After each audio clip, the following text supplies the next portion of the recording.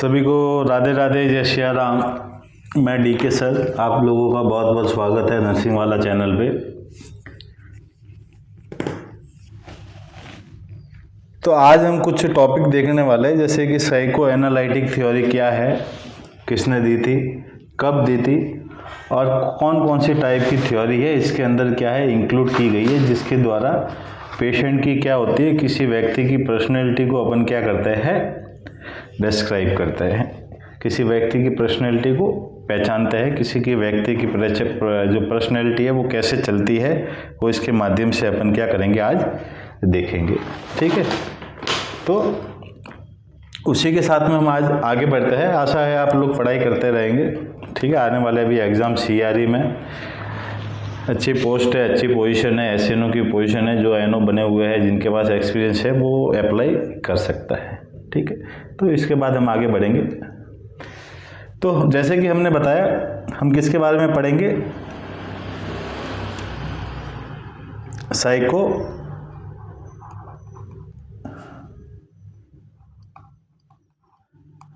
Analytic theory. Psycho analytic theory किस लिए use की जाती है? किसी व्यक्ति की पर्सनैलिटी को आइडेंटिफाई करने के लिए। किसी व्यक्ति की पर्सनैलिटी को आइडेंटिफाई करने के लिए अपन कौन सी थेरेपी इस्तेमाल करते हैं, कौन सी थ्योरी लेते हैं? Psycho analytic theory. ठीक है, अच्छा किसने दी थी? Given by Sigmund Freud. इससे पहले हमने जो थ्योरी देखी थी साइकोसेक्सुअल थ्योरी, वो भी किसने दी थी? सिगमंड फ्रॉइड ने दी थी। और साइको एनालिटिक थ्योरी भी किसने दी थी? सिगमंड फ्रॉइड ने दी थी। ठीक है, ये कब दी थी? 1896 में क्या किया गया था? इसे दिया गया था थेरेपी को। क्लियर? तो इसके बारे में याद रखना है कि भाई कब दी गई थी? 1896 के अंदर। क्लियर? किसने दिया था? सिगमंड फ्रॉइड ने दिया था। अच्छा, क्या क्या आती है इसके अंदर इंक्लूड? इसके अंदर 3 टाइप की थेरेपी आपके इंक्लूड आती है। कितने टाइप की? 3 टाइप की। फर्स्ट वन आ जाएगी आपकी टोपोग्राफी ऑफ माइंड,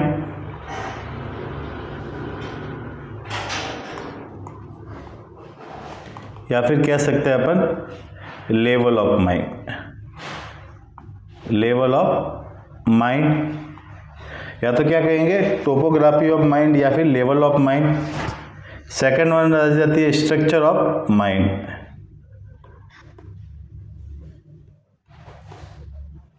और थर्ड वन आ जाता है आपका ईगो डिफेंस मैकेनिज्म। बहुत बार सुना होगा आप लोगों ने कि ईगो डिफेंस मैकेनिज्म क्या है, इसके बारे में अपन आगे पढ़ेंगे। क्लियर? तीनों ही क्या है, एग्जाम की दृष्टि से बहुत बार इंपॉर्टेंट है। हमेशा इस बारे में क्या होता है, क्वेश्चन पूछा जाता है। तो इसी के साथ अपन अपने जो पहला प्रकार है, पहला टाइप है, उसके साथ चलेंगे। वो क्या है? Topography of mind.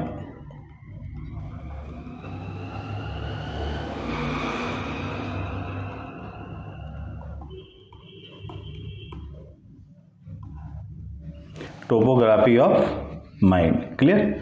तो टोपोग्राफी ऑफ माइंड है क्या, क्या चीज़ है? लेवल ऑफ माइंड क्या है, क्योंकि इसका दूसरा नाम क्या है? Level of mind. क्लियर? तो उसको देखेंगे। तो सीधी सी बात है, टोपोग्राफी ऑफ माइंड के अंदर क्या आ जाता है? 3 अवस्था आ जाती है आपके माइंड की। कितनी अवस्था आ जाती है? माइंड की 3 अवस्था आ जाती है। 3 अवस्था में कौन सी? जैसे कि आपकी कॉन्शियसनेस,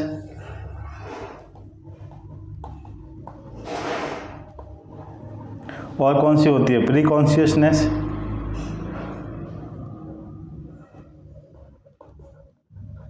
और एक अनकॉन्शियसनेस। कौन सी हो जाएगी आपकी? अनकॉन्शियस। क्लियर? तो टोपोग्राफी ऑफ माइंड के अंदर 3 अवस्थाएं आ जाती है, कॉन्शियसनेस, प्री कॉन्शियस और अनकॉन्शियस। ये क्या है? आपके माइंड के प्रकार है कि आपका माइंड है, वो आपकी अवस्था है, वो कौन सी प्रेजेंट सिचुएशन में, कि भाई कॉन्शियस है। कॉन्शियसनेस का मतलब क्या होता है? अवेयरनेस। कॉन्शियसनेस का मतलब क्या होता है? कि भाई awareness of surrounding environment, awareness of surrounding environment, जिसे अपन क्या कहते हैं कॉन्शियसनेस कहेंगे, जिसे अपन क्या कहेंगे कॉन्शियस नहीं कहेंगे। अच्छा, किस प्रति अवेयर रहता है? Time, place and person, time, place and person. तो इसके अंदर क्या होता है कि ये माइंड का वो पार्ट होता है जिसके अंदर क्या रहता है, अवेयरनेस रहती है, कॉन्शियसनेस प्रेजेंट रहती है, ठीक है ना। द पार्ट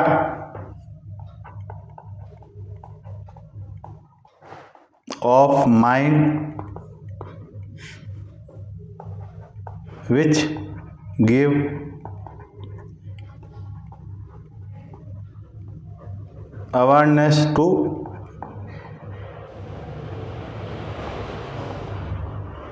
surrounding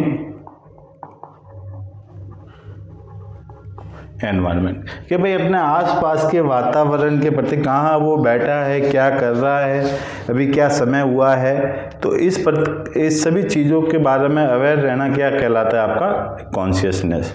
अच्छा, इसके बाद आ जाता है कि भाई जो प्री कॉन्शियस है वो क्या है। तो प्री कॉन्शियस ये चीज़ रहती है कि ये कॉन्शियसनेस और अनकॉन्शियस के बीच में सिचुएटेड होता है, एक पॉइंट ये हो गया। और क्या रहता है कि ये हमेशा कॉन्शियस माइंड में नहीं रहेगा, जब भी आप इसे रिट्राइव करेंगे कॉन्शियस माइंड के अंदर क्या कर सकता है, इसे अपन ला सकते हैं, रिट्राइव कर सकता है, पुनः कोशिश कर सकता है कभी भी कॉन्शियस माइंड में लाने के लिए। जैसे कि आपसे किसी ने पूछ लिया कि भाई देश का जो एक्स पीएम है उनका क्या नाम था, जो एक्स पीएम थे वो उनका क्या नाम था, उनका नाम था आपके मनमोहन सिंह जी, ठीक है, क्या नाम था, मनमोहन सिंह जी। मतलब ये आपको माइंड में नहीं था, ठीक है ना, माइंड में नहीं था, बाकी किसी ने पूछा तो आपने क्या किया, माइंड पे जोर लगाया। तो जो जोर लगाया मतलब एक सतह वाली जो चीज़ थी जो आपके क्या थी, अनकॉन्शियस माइंड में भी नहीं थी और कॉन्शियस में भी नहीं थी, बाकी आपने जोर लगाया तो जो प्री कॉन्शियस माइंड वाली अवस्था होती है वो किस में आ जाती है, कॉन्शियस माइंड में। तो आपको क्या हो जाता है, वो चीज़ें याद आ जाती है, ठीक है ना। तो इसमें क्या आ जाएगा,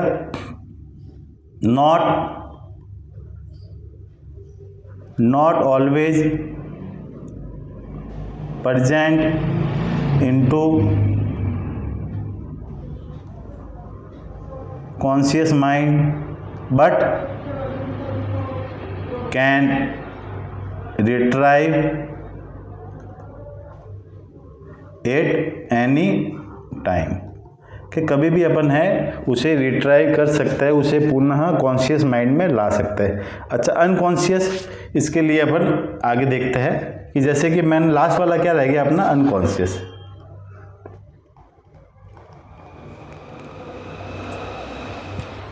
अनकॉन्शियस क्या है, अनकॉन्शियस ऐसा पार्ट होता है कि जो आसपास के वातावरण के प्रति अनएराउजेबल है, ठीक है ना। पर्सन इसमें कैसा रहता है, अनएराउजेबल।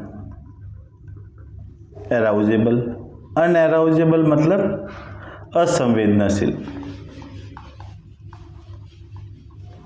अनकॉन्शियस माइंड आपका कैसा रहता है, अनसंवेदनशील रहता है, ठीक है, जिसके अंदर व्यक्ति अवेयर नहीं होता है आसपास के वातावरण के प्रति, not aware about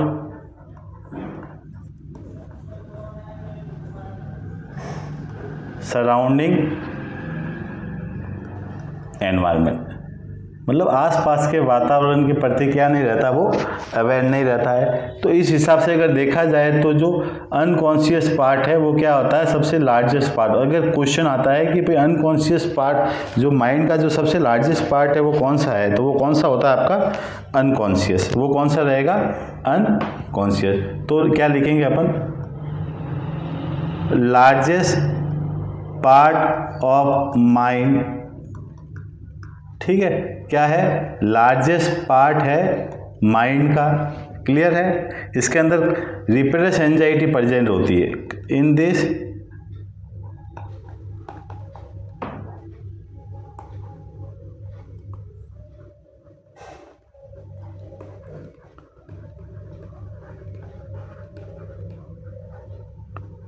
repress anxiety present होती है। कौन सी रिप्रेस एंजाइटी किसे कहोगे? जैसे भविष्य में कभी जैसे कि कोई ऐसा हादसा हो गया जिसको आप बार बार याद कर रहे हो, तो आपको क्या हो रही है? एंजाइटी हो रही है। जैसे कि पोस्ट ट्रॉमेटिक स्ट्रेस डिसऑर्डर, ठीक है ना, उसके अंदर क्या रहता है कि ऐसी कोई चीज़, ऐसी कोई घटना जो बार बार आपको याद आ रही है, जैसी आपके माइंड को वो क्या करनी है? असहनीय है। कैसी है? असहनीय है।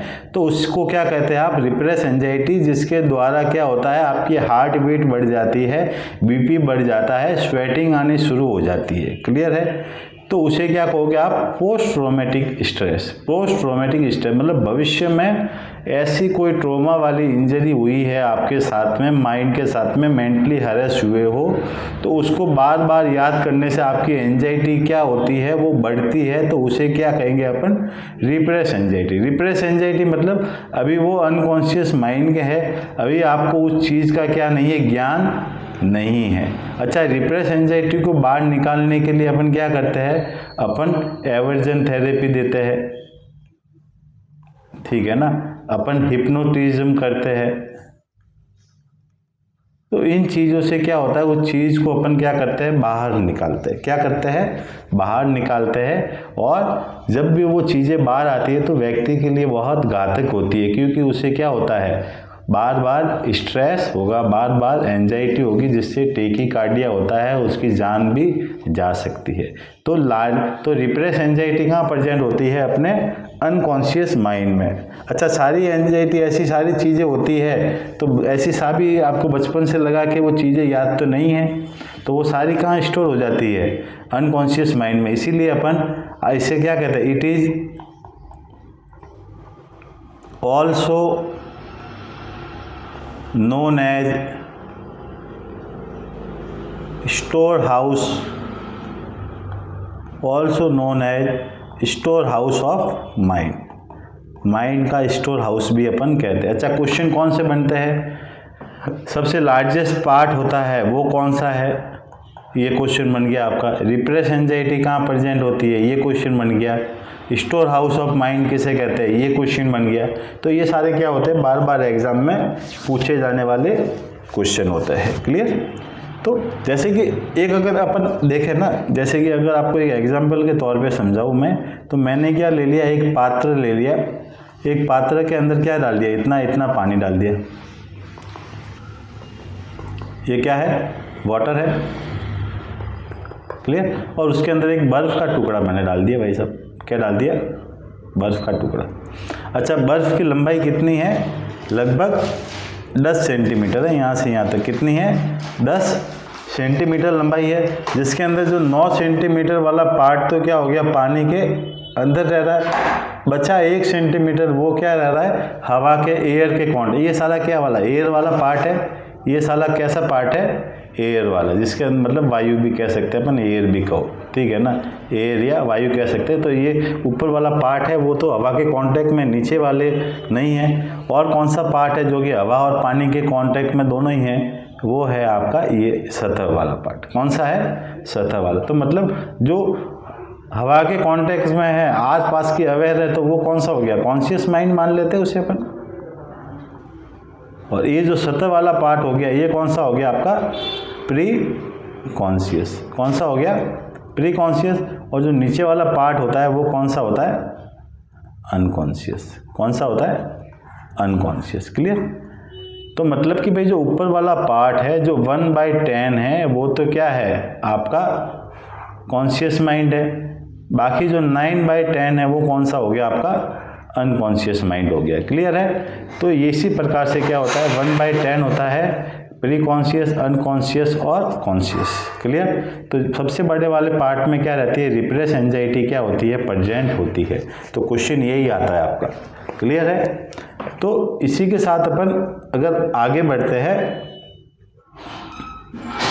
तो आगे बढ़ने के साथ में देखते हैं कि एक चीज़ अपन और देखेंगे इसके अंदर कि वो क्या है कि स्ट्रक्चर ऑफ माइंड। क्या है? Structure of mind.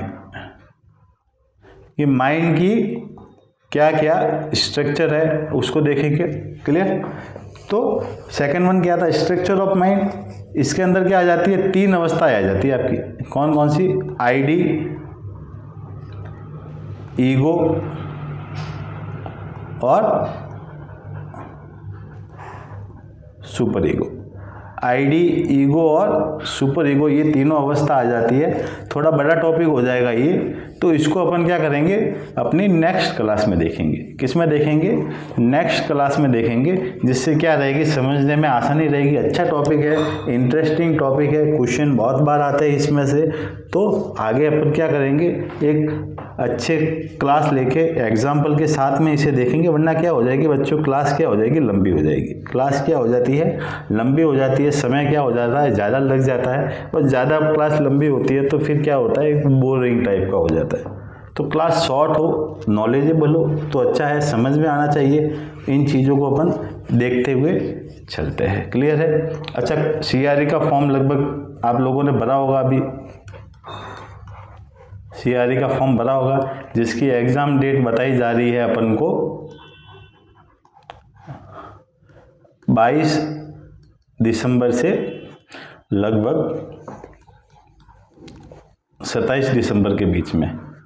22 दिसंबर से 27 दिसंबर के बीच में क्या हो रही है, इसकी एग्ज़ाम डेट बताई जा रही है। तो पढ़ना है, अच्छा है मौका, एप्स भी अच्छे दिए हुए इसमें, एसएनओ की पोस्ट के लिए है। ठीक है, तो इस चीज़ को क्या करना है, अच्छे से रिवाइज करना है, इन चीज़ों को क्या करना है, पढ़ना है। क्लियर है। एक्सपीरियंस मांगा था इसके अंदर, 3 ईयर का एक्सपीरियंस आपका होना चाहिए था, या तो 100 बेड में, या फिर 3 ईयर का एक्सपीरियंस होना चाहिए आपका 200 बेड में। तो ये तो क्या मांगा था इसने, मेरे हिसाब से मिनिमम क्वालिफिकेशन मांगी थी, मिनिमम क्वालिफिकेशन मांगी थी। क्लियर है। तो पढ़ना है, अपने पास और कोई चारा नहीं है बिना पढ़ाई के। ये तो नहीं है कि आपके पीछे कोई जैक वैक लगा हो या कोई क्या हो, आप अंबानी, अडानी या टाटा के वारिस हो के आपके पीछे क्या है, एक संपत्ति छोड़ के कोई चला गया है। ठीक है ना। तो पढ़ना है, लिखना है, आगे बढ़ना है। एक बार तो क्या होगा, गवर्नमेंट ऐसे ही आपको 80,000 90,000 महीने के नहीं देगी, नहीं, गवर्नमेंट ऐसे ही आपको 80,000 90,000 महीने के नहीं देती है। तो उसके लिए आपको निचोड़ना पड़ता है उनको। ठीक है ना। आपके अंदर कितना ज्ञान है, कितना अर्जित करना, वो आपको कितने घंटे में बताना है, 3 घंटे में। उन 3 घंटों में बेटा अगर माइंड चल गया, पूरे साल आपका दिमाग चला और इन 3 घंटों में नहीं चला, तो वो चीज़ें क्या हो जाती है, सारी ही व्यर्थ। कैसी हो जाती है, सारी व्यर्थ हो जाती है। इसलिए पढ़ना है, आगे बढ़ना है। कोई डाउट है किसी चीज़ का तो जो व्हाट्सएप में जुड़े हुए हैं आप मैसेज करिए, आपका ज़रूर समाधान होगा। ठीक है। तो ऐसे ही अपन क्या करेंगे, जो इम्पोर्टेंट टॉपिक है उसे पूरा करते रहेंगे। आज के लिए इतना बहुत है, धन्यवाद। आगे हम नेक्स्ट क्लास में जल्द ही मिलेंगे। क्लियर। ओके जी, बाय बाय।